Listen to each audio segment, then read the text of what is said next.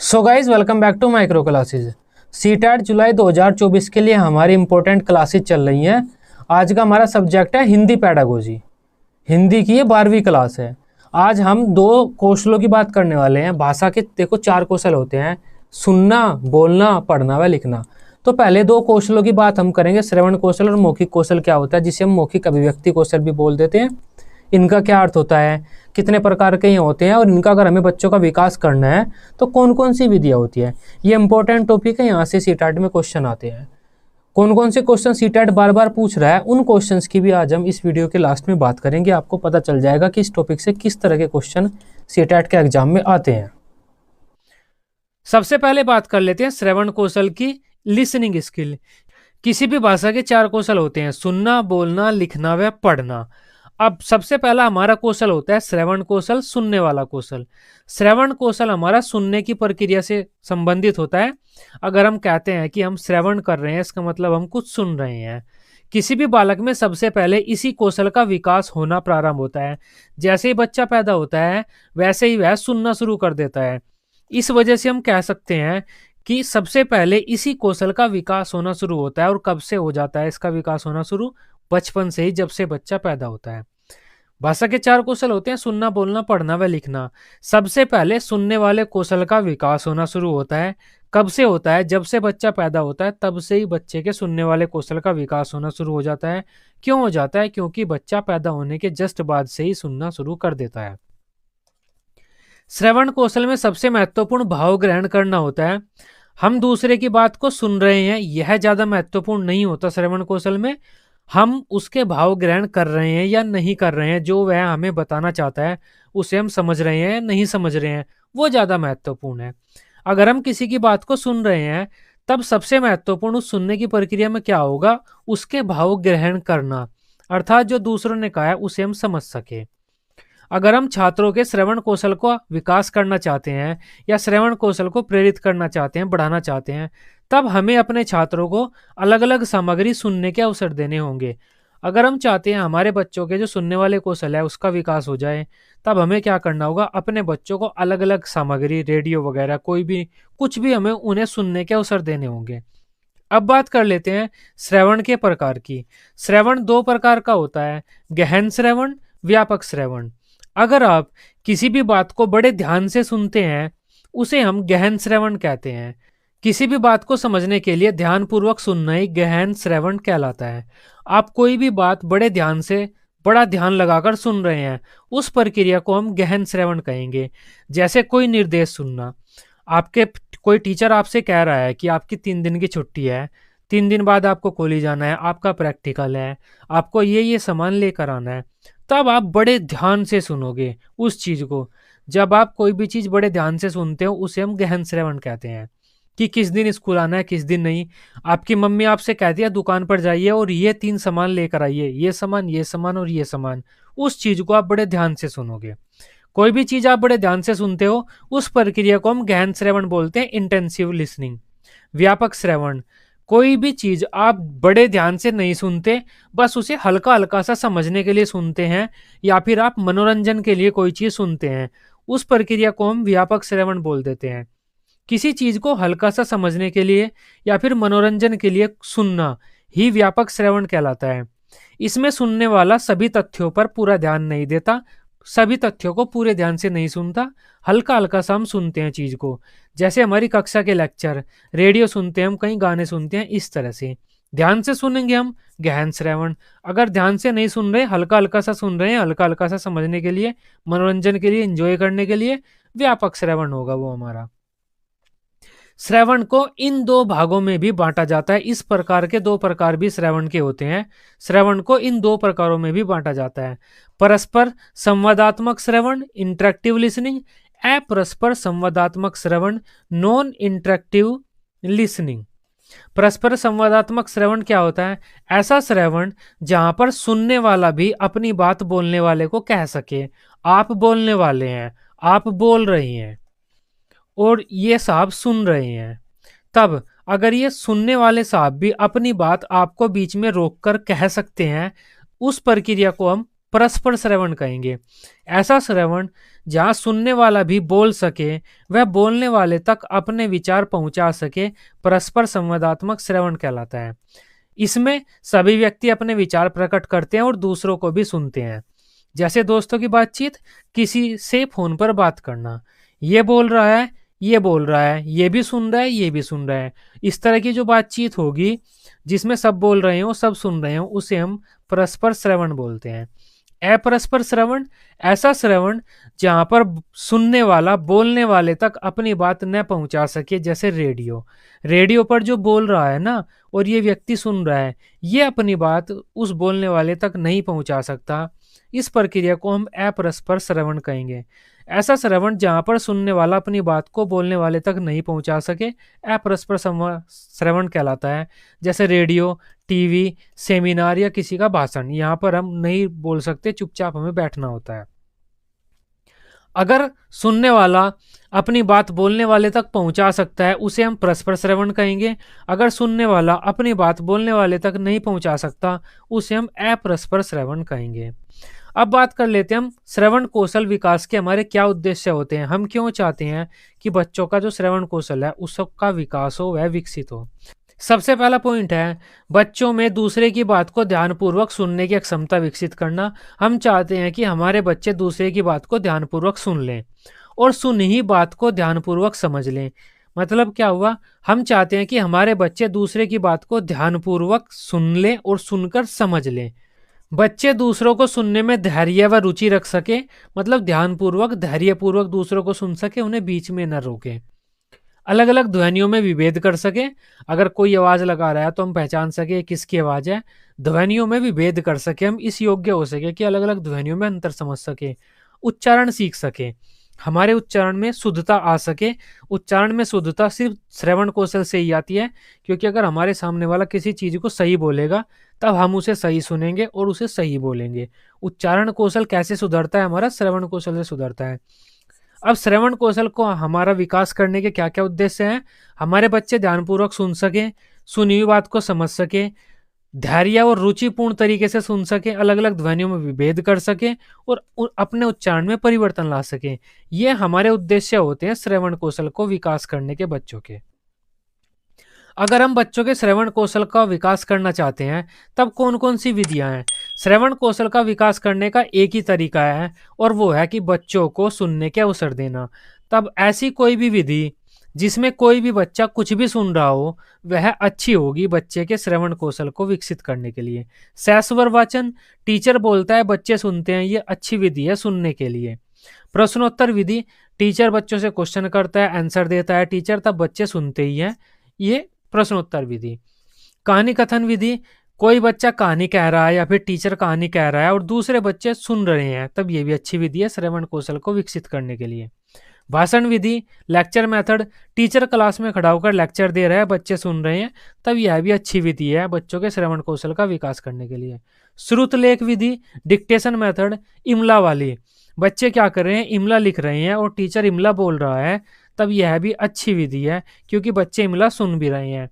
वाद विवाद विधि, बच्चे आपस में डिस्कशन कर रहे हैं, बातचीत कर रहे हैं, वे सुन भी रहे हैं, यह भी अच्छी विधि है। नाटक मंचन विधि, बच्चे नाटक की प्रैक्टिस कर रहे हैं, सामने वाले बच्चे बैठकर उनको सुन रहे हैं, तब यह भी अच्छी विधि है। चित्र वर्णन विधि, कोई एक बच्चा किसी चित्र का वर्णन कर रहा है, ये एक चित्र है, इसमें यहाँ पर क्या है, एक बच्चा उस चित्र का वर्णन कर रहा है या फिर टीचर चित्र का वर्णन कर रहा है, दूसरे बच्चे सुन रहे हैं, तब यह भी एक अच्छी विधि है। ऐसी कोई भी विधि जिसमें बच्चे सुन रहे हों वह श्रवण कौशल का विकास करने के लिए अच्छी मानी जाएगी। अब बात कर लेते हैं मौखिक कौशल की। मौखिक अभिव्यक्ति कौशल, स्पीकिंग स्किल, ये बोलने वाला कौशल होता है, इसे हम मौखिक कौशल ही बोलते हैं। मौखिक अभिव्यक्ति कौशल, बोलने वाला कौशल। इसमें हम क्या करते हैं, बोलना सीखते हैं, किसी बच्चे को हम अच्छी तरह से कोई भाषा बोलनी सिखाते हैं। मौखिक कौशल से तात्पर्य अपनी बात को बोलने से है या अपनी बात को बोलकर कहने से है। छात्रों में अगर हम मौखिक कौशल का या फिर मौखिक अभिव्यक्ति कौशल को बढ़ावा देना चाहते हैं, छात्रों के हम मौखिक अभिव्यक्ति कौशल का विकास करना चाहते हैं, तब हमें क्या करना होगा, छात्रों को बोलने के अवसर देने होंगे। श्रवण कौशल में बच्चों को सुनने के अवसर देने होंगे, मौखिक अभिव्यक्ति कौशल में बच्चों को बोलने के अवसर देने होंगे। अब मौखिक अभिव्यक्ति कौशल में क्या क्या महत्वपूर्ण होता है? सबसे पहला होता है अपनी बात को कहने में स्पष्टता। अगर कोई बच्चा अपनी बात कह रहा है तो वह स्पष्ट रूप से कह सके जिससे दूसरे उसे समझ ले। विचारों में स्वाभाविकता व क्रमबद्धता। बच्चे के विचार स्वाभाविक होने चाहिए, ऐसे लगने चाहिए कि नेचुरली आ रहे हैं, बनावटी नहीं होने चाहिए विचार बच्चे के। और क्रमबद्धता होनी चाहिए विचारों में, एक एक सीक्वेंस में हो, एक विचार से दूसरा विचार जुड़ा हुआ हो। बच्चा आत्मविश्वास के साथ बोले। विचारों में मौलिकता या मौलिक विचार से मतलब होता है नवीनता। बच्चे के विचारों में नवीनता होनी चाहिए, ऐसा नहीं कि वह 10 विचारी या 10 बात हमेशा रोज बोल रहा है। ये बातें बच्चे के बोलने में इंपॉर्टेंट होती हैं। जब हम बच्चे के मौखिक अभिव्यक्ति कौशल का विकास करते हैं, बच्चे को बोलना सिखाते हैं किसी भाषा को, तब इन 4 चीजों को हम ध्यान रखते हैं कि बच्चे अपनी स्पष्ट रूप से बात कह सके, स्वाभाविकता व क्रमबद्धता उनके विचारों में हो, आत्मविश्वास के साथ अपनी बात कह सके, मौलिकता या मौलिक विचार से मतलब है नवीन विचारों को भी रख सके। इन चीजों को हम नहीं सिखाते बच्चों को। रटी हुई सामग्री को नहीं बोलने के लिए कहते हैं। बच्चों के शुद्ध उच्चारण पर हम नहीं बल देते, क्योंकि शुद्ध उच्चारण पर अगर हमें बल देना है तब मौखिक कौशल का प्रयोग नहीं करेंगे हम, तब श्रवण कौशल का विकास करेंगे, क्योंकि उच्चारण श्रवण कौशल से सुधरता है, मौखिक कौशल से नहीं।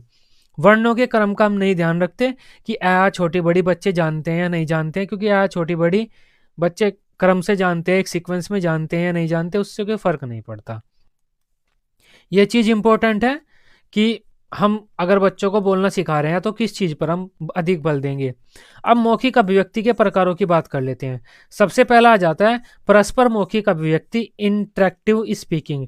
अगर कोई बोलने वाला व्यक्ति सुनने वाले व्यक्ति को अपनी बात कह सकता है और सुनने वाला व्यक्ति भी बोलने वाले व्यक्ति को अपनी बात कह सकता है, इसे हम परस्पर मौखिक अभिव्यक्ति बोलते हैं। सुनने की प्रक्रिया में इसे हम परस्पर श्रवण भी कह देते हैं। इसमें बोलने वाला तथा सुनने वाला एक दूसरे को सुन सकते हैं तथा अपनी बात कह सकते हैं, जैसे दोस्तों की बातचीत या फिर फोन पर किसी से बात करना।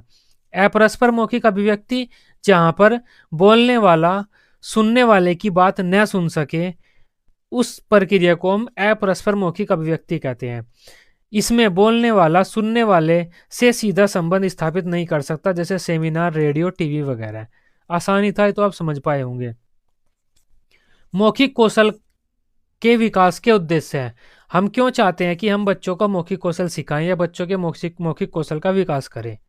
हमारा सबसे पहला उद्देश्य होता है बच्चों के मौखिक कौशल को विकसित करने का, कि बच्चे अपनी बात को स्पष्टता से कह सकें। बच्चे संदर्भ स्थिति के अनुसार अपनी बात कह सकें। ये वही बात हो जाती है कि बच्चे अलग अलग स्थिति के अनुसार अपनी बात कह रहे हैं। बच्चे बोलकर अपने भाव व विचारों को दूसरों के सामने प्रकट कर सके। इसका मतलब भी यही है कि बच्चे बोलकर अपनी बात दूसरों को कह रहे हैं। छात्र अपने अनुभवों के अनुसार रचनात्मक बात कह सके।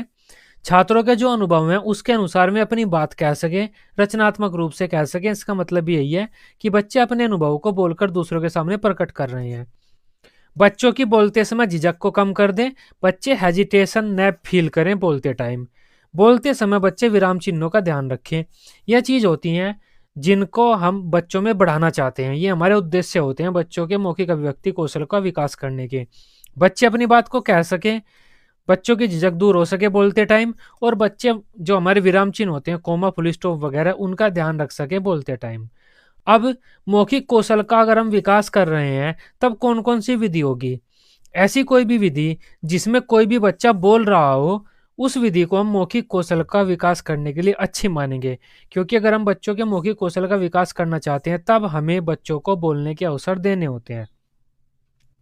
सहस्वर वाचन, लाउड रीडिंग, मतलब क्या हुआ, बच्चा किसी पाठ को पढ़ रहा है, ये अच्छी विधि है।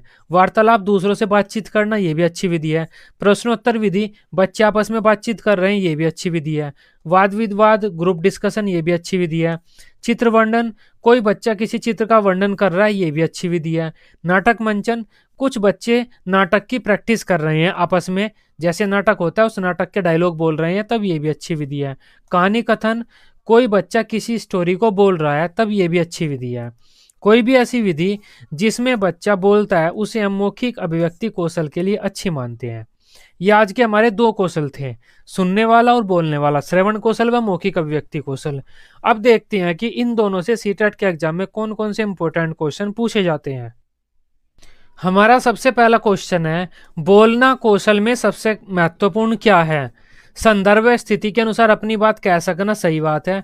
बोलने में, मौखिक अभिव्यक्ति कौशल में अपनी बात को कह सकना सबसे ज्यादा इंपॉर्टेंट है, क्योंकि बोलने का मतलब यही होता है अपनी बात हम कह सकते हैं। मानक भाषा का प्रयोग करना गलत, अलंकारिक भाषा का प्रयोग करना गलत, मधुरवाणी गलत। इसका आंसर ए ही हो जाता है। नेक्स्ट क्वेश्चन की बात करते हैं, परस्पर बातचीत मुख्यतः क्या होता है या परस्पर बातचीत से क्या होता है? पढ़ने लिखने में सहायक होती है, गलत बात। समय की बर्बादी है, गलत बात। अनुशासनहीनता को उत्पन्न करती है, गलत बात है। सुनने व बोलने के कौशलों के विकास में सहायक है, सही बात है। जब बच्चे परस्पर बातचीत कर रहे हैं इसका मतलब क्या हुआ? वे सुन भी रहे हैं और बोल भी रहे हैं। इसका आंसर डी है।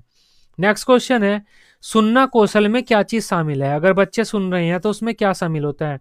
दूसरे की बात सुनने में रुचि, धैर्य और उस प्रतिक्रिया, ये बात सही हो जाती है। अगर कोई बच्चा दूसरे की बात को रुचिपूर्ण और धैर्यपूर्ण तरीके से सुन रहा है तो सुनने में शामिल होता है। प्रश्नों को ध्यानपूर्वक सुनने की अक्षमता का विकास, प्रश्नों को, ये हो सकता है लेकिन ये पहले वाले से कम अच्छा है, इस वजह से ये ज्यादा सही नहीं है। शांतिपूर्वक सुनना, ये भी हो सकता है लेकिन सबसे पहले वाला सबसे अच्छा है। सुने हुए शब्दों की पुनरावृत्ति गलत है, इसका आंसर यही हो जाता है। सुनने कौशल में हम चाहते हैं कि हमारे बच्चे दूसरे की बात को रुचिपूर्ण तरीके से, धैर्यपूर्ण तरीके से सुने और उसके प्रति प्रतिक्रिया भी दे, जो सामने वाले ने बोला है उसके अनुरूप प्रतिक्रिया भी दे। नेक्स्ट क्वेश्चन है, बच्चों की मौखिक अभिव्यक्ति के विकास का सही अर्थ यह नहीं है। बच्चों के बोलने के विकास का क्या सही अर्थ नहीं है? वाद विवाद में बेहिजक होकर बोलना, यह तो सही बात है। कहानी सुनकर सहशब्द दोहराना, हम किसी भी बात को बच्चों को रटाकर नहीं दोहराते। कहानी सुनाई हमने बच्चों को, अब बच्चों से कहते हैं हम कि उसी सेम तरीके से सेम कहानी को सुना हुआ हमें, वो गलत बात हो जाता है, ये तो रटने वाली बात हो गई। अपनी कल्पनाओं की मौखिक अभिव्यक्ति, ये भी सही है। जो बच्चों के दिमाग में कल्पनाएं हैं उन्हें आप बोलिए। बातचीत में सक्रिय सभी सहभागीदारी या भागीदारिता, ये भी सही है कि बच्चे बातचीत में भागीदारिता ले रहे हैं, पार्ट ले रहे हैं किसी की बातचीत में। कौन सा सही नहीं है? इसका बी सही नहीं है और हमें नहीं वाला ही बताना था, आंसर इसका बी हो जाता है। नेक्स्ट क्वेश्चन है, प्राथमिक स्तर पर बच्चों की मौखिक अभिव्यक्ति का विकास करने की दृष्टि से सबसे महत्वपूर्ण क्या गतिविधि है? आप बच्चों के बोलने को बढ़ाना चाहते हैं तब कौन सी गतिविधि का आप सहारा लेंगे? कहानी का जो का तो कहना गलत बात है। जो का तो कहने से मतलब हो जाता है रटकर बोलना, तो वो चीज गलत हो जाती है। कहानी सुनकर चित्र बनाना, अब चित्र बनाने से हम बोलना नहीं सीख सकते। कहानी सुनकर सहशब्द लिखना, ये भी गलत बात है। कहानी सुनकर उसे अपनी भाषा में कहना, ये बात सही है, इसका आंसर डी हो जाता है। नेक्स्ट क्वेश्चन है हमारा, प्राथमिक स्तर पर बच्चों की सहज और स्वाभाविक मौखिक अभिव्यक्ति में सबसे कम महत्वपूर्ण है, मतलब बच्चों के बोलने में सबसे कम महत्वपूर्ण क्या है? शुद्ध उच्चारण, ये सबसे कम महत्वपूर्ण है, महत्वपूर्ण नहीं है, क्योंकि उच्चारण हम मौखिक अभिव्यक्ति के साथ नहीं लेते, श्रवण कौशल के साथ लेते हैं। बोलने में आत्मविश्वास, सही बात है।